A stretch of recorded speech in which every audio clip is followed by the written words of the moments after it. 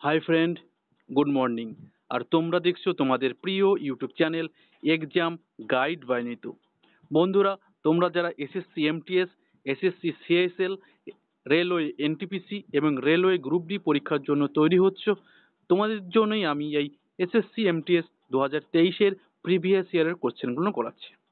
আজকে আমি করাবো 19 নম্বর সেট, যেটি 11 মে ফার্স্ট শিফটে এসেছিল। তো বন্ধুরা, তোমরা যারা এখনো পর্যন্ত আমার চ্যানেলটি সাবস্ক্রাইব করনি, তো বলবো অবশ্যই চাকরি সংক্রান্ত বিভিন্ন আপডেট পেতে অবশ্যই চ্যানেলটি সাবস্ক্রাইব করে দেবে এবং ভিডিওটা ভালো লাগলে একটু লাইক করে দেবে। বিগত বছরের অভিজ্ঞতা অনুসারে তোমাদের কিন্তু এসএসসিতে কিন্তু প্রচুর প্রশ্ন প্রিভিয়াস ইয়ারের কোশ্চেন থেকে দেয়। তো অবশ্যই পরীক্ষায় ভালো ফল পেতে হলে অবশ্যই ভিডিওটা প্রথম থেকে শেষ পর্যন্ত দেখতে হবে। তো চলো শুরু করা যাক প্রশ্নগুলো। প্রথম প্রশ্ন দেখো, প্রথম প্রশ্ন বলেছে কিছু স্থির মূল্যের গণনা করা জিডিপিকে কি বলা হয়? কিছু স্থির মূল্যের গণনা করা জিডিপিকে কি বলা হয়? তো সঠিক উত্তর হবে প্রকৃত জিডিপি। কিছু স্থির মূল্যের গণনা, দাম ঠিক করা আছে সেই সমস্ত মূল্যের জিডিপিকে কি বলা হয়? প্রকৃত জিডিপি। জিডিপির সম্পূর্ণ ফুল ফর্মটা কি? Gross domestic product. Gross domestic product, এটা হচ্ছে জিডিপির সম্পূর্ণ নাম। ব্রিটিশ ভারতের শেষ গভর্নর জেনারেল কে ছিলেন? ভারত যখন স্বাধীনতা লাভ করে তখন ভারতের গভর্নর জেনারেল কে ছিলেন, বা ভারতের শেষ গভর্নর জেনারেল কে ছিলেন? তো সঠিক উত্তর হবে লর্ড মাউন্টব্যাটেন। লর্ড মাউন্টব্যাটেন ছিলেন ভারতের শেষ গভর্নর জেনারেল। পরবর্তী প্রশ্ন, নিচের কোন ফসলটি গোল্ডেন ফাইবার নামে পরিচিত? গোল্ডেন ফাইবার বা সোনালী তন্তু। গোল্ডেন ফাইবার বা সোনালী তন্তু কাকে বলা হয়? তো গোল্ডেন ফাইবার বা সোনালী তন্তু বলা হয় পাটকে। পাট উৎপাদনে ভারত কিন্তু প্রথম স্থান বর্তমানে অধিকার করেছে। পাট উৎপাদনে ভারত প্রথম স্থান অধিকার করেছে। চলো নেক্সট। দিল্লির জামা মসজিদ কার দ্বারা নির্মিত হয়েছিল? কোন সম্রাট দ্বারা এই দিল্লির জামা মসজিদ নির্মিত হয়েছিল? তো সঠিক উত্তর হবে শাহজাহান। মুঘল সম্রাট শাহজাহান দিল্লির জামা মসজিদ নির্মাণ করেছিলেন। শাহজাহানকে বলা হয় প্রিন্স অফ বিল্ডার্স। শাহজাহানকে বলা হয় Prince of builders. Shahjahan Taj Mahal কিন্তু প্রতিষ্ঠা করেছিলেন।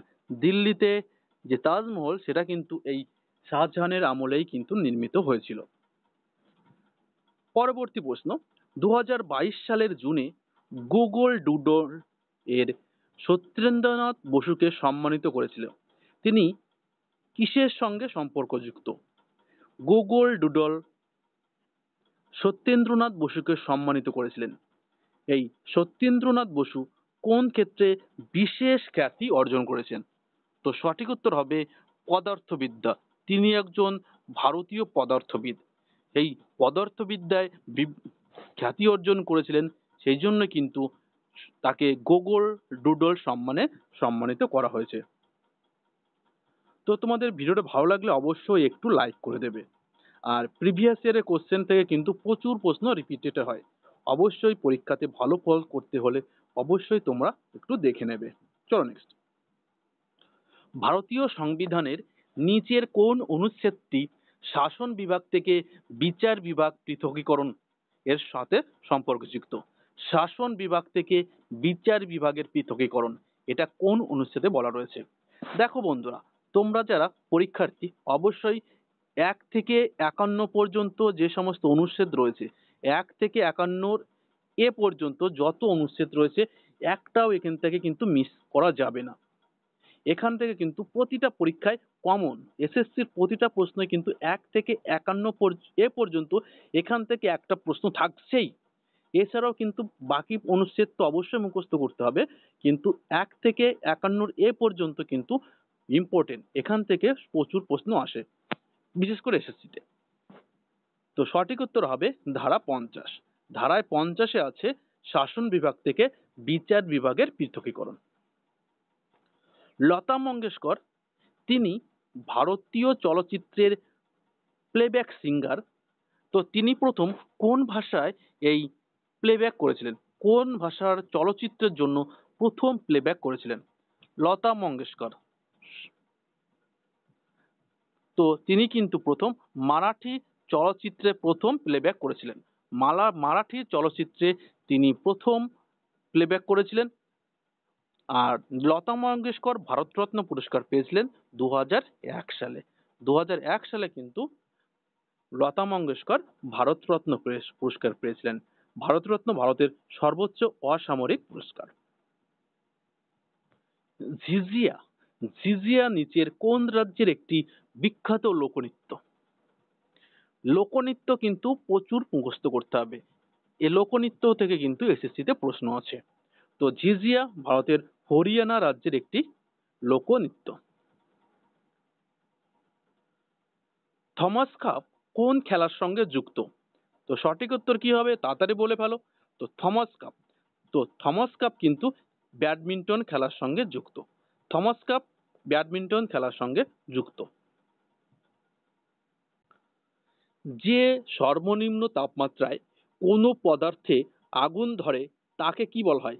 যে তা সর্বনিম্ন তাপমাত্রায় পদার্থে আগুন লাগে তাকে কি বলা হয়?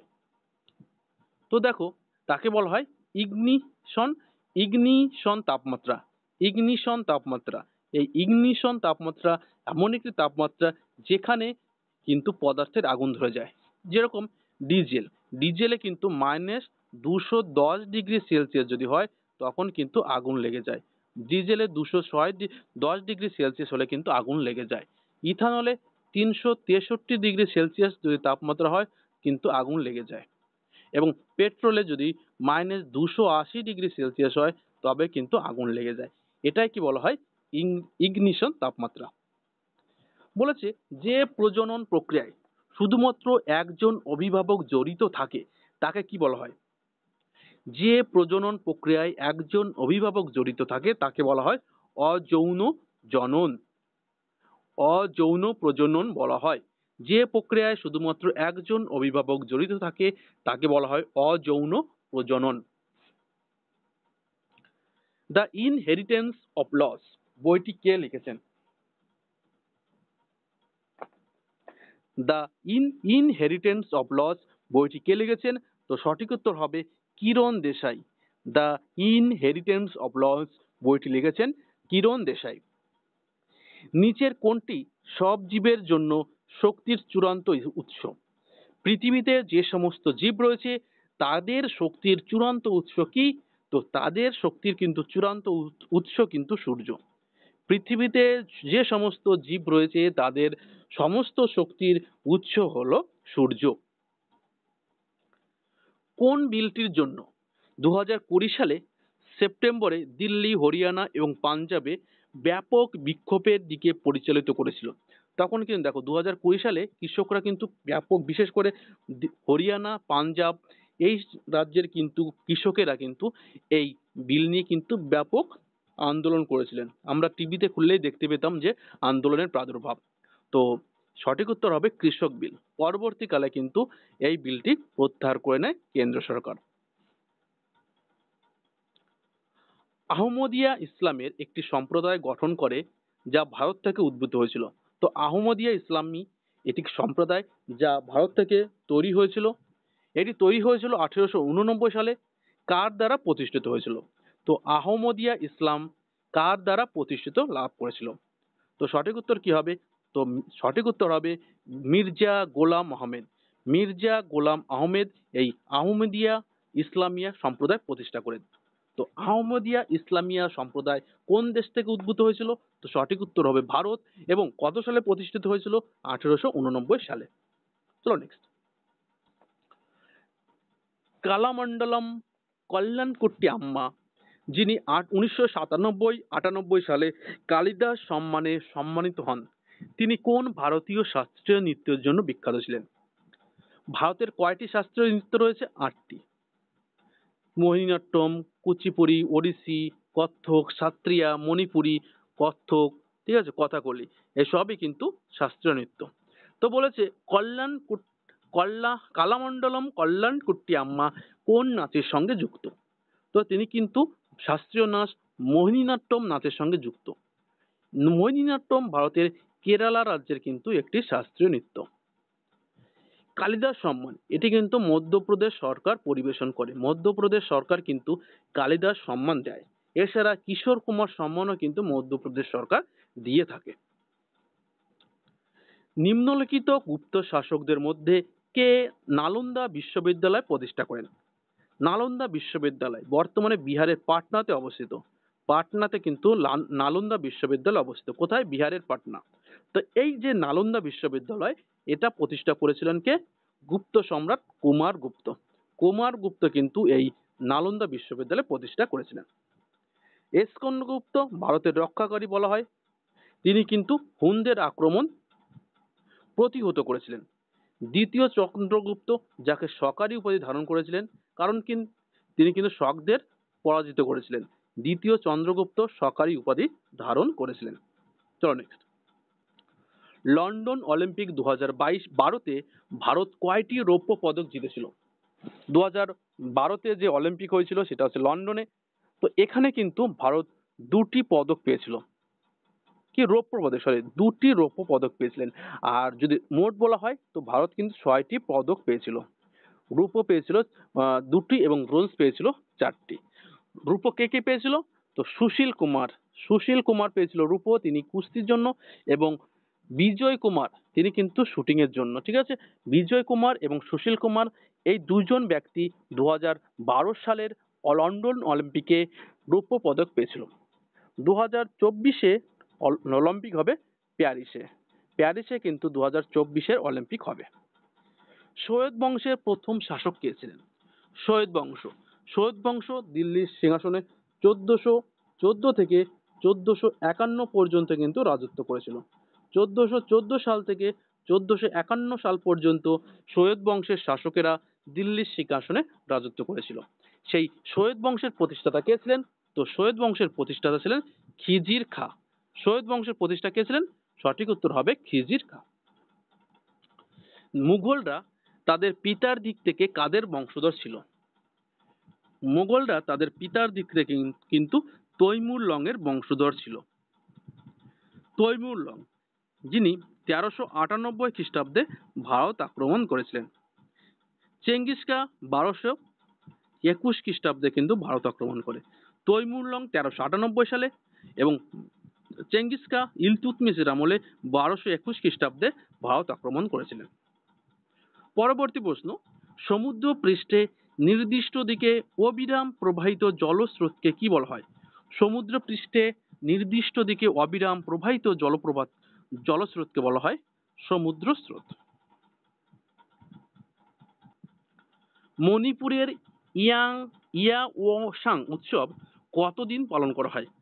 মণিপুরের একটি বিখ্যাত উৎসব ইয়াওসাং, এটি কতদিন ধরে পালন করা হয়? তো এটি পালন করা হয় 5 দিন ধরে কিন্তু পালন করা হয়। পরবর্তী প্রশ্ন, কাঁটাযুক্ত গাছ এবং ঝোপ ভারতের কোন অঞ্চলে দেখতে পাওয়া যায়? দেখো, কাঁটাযুক্ত গাছ এবং ঝোপ এটা কিন্তু মরু অঞ্চলে দেখতে পাওয়া যায়।